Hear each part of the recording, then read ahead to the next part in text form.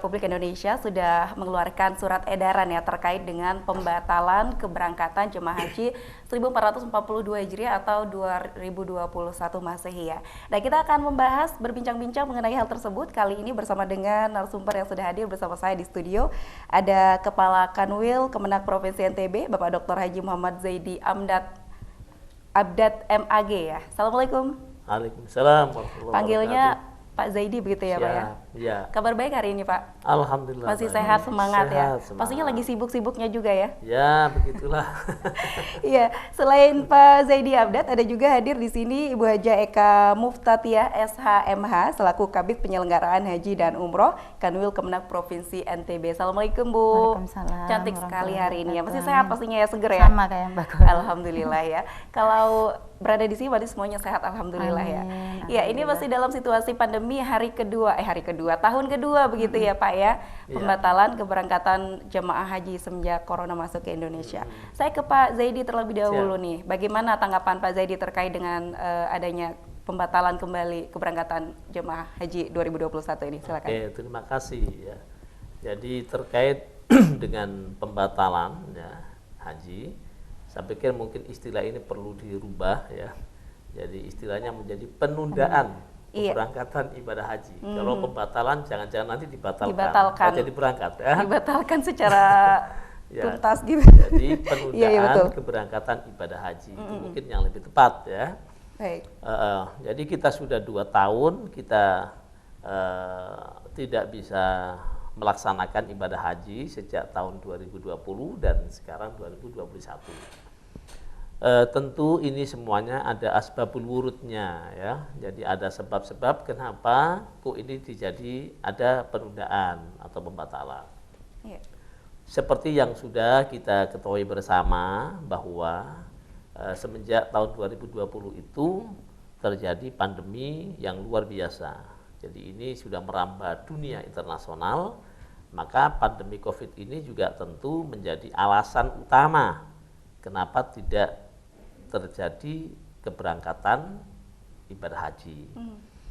Nah, faktor pandemi COVID ini adalah menjadi faktor yang sangat prinsip karena ini menyangkut persoalan jiwa, menyangkut persoalan keselamatan jamaah.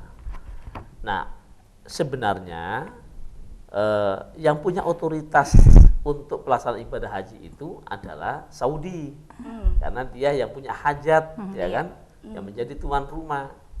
Nah, oleh karena itu negara-negara yang lain seperti kita di Indonesia juga tentunya harus menunggu kesiapan Saudi.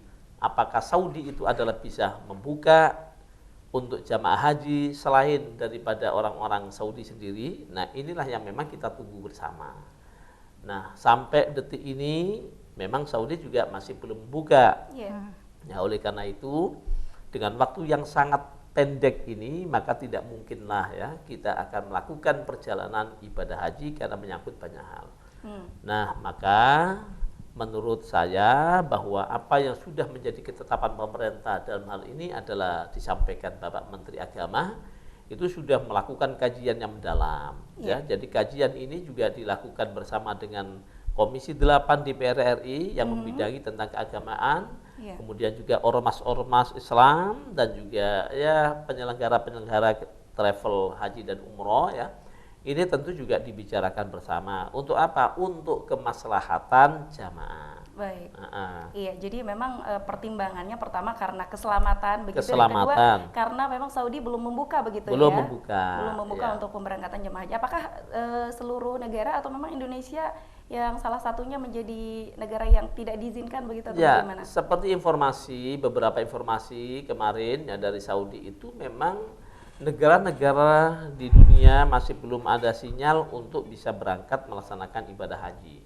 Kemarin memang ada ya berita-berita bahwa ada 11 negara misalnya yang tidak bisa belum diterima di Saudi karena pandemi COVID-nya masih besar, ya masih banyak. Saya pikir kita juga harus memaklumi karena memang Saudi juga tidak bisa gegabah untuk menerima masyarakat luar. Kalau misalkan nanti masih banyak pandemi di masyarakat dunia, artinya di negara-negara lain itu mau masuk Saudi, maka juga akibat madorotnya lebih besar. Baik. Dan perlu dikasih catatan ya bahwa tentu pemerintah juga mengambil nilai maslahat yang lebih baik. Karena memang dalam ajaran agama begitu. Iya.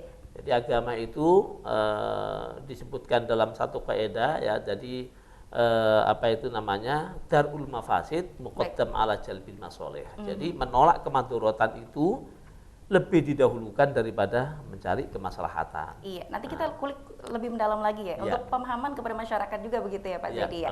Saya ke Bu Haja Eka, terkait dengan data jemaah calon haji sendiri, mungkin Bu Eka bisa menjelaskan bagaimana, ada berapa jemaah haji yang batal keberangkatannya tahun ini?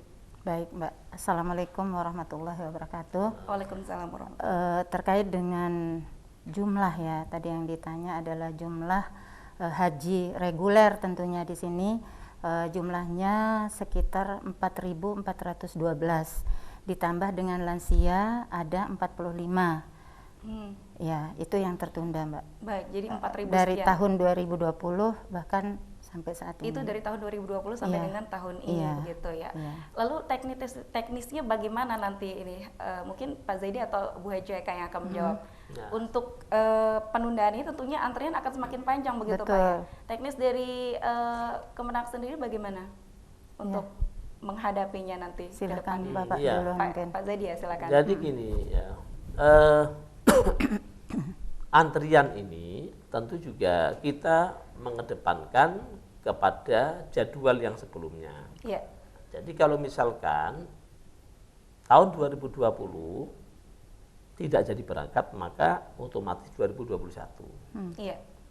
Nah, 2021 tidak berangkat, maka otomatis juga 2022. Baik. Berarti mundur nih. Nah, tapi mundur. Beraturan mundurnya ya. Ya. Siapa yang duluan ya akan duluan diberangkatkan Ya, jika pandemi nanti sudah tidak ada ataupun sudah ada izin gitu ya dari Arab Saudi. Baik, kita jeda terlebih dahulu Pak Zaidi dan juga Bu Haja Eka. Siap. Jangan kemana-mana pemirsa, kami akan kembali setelah jeda berikut ini.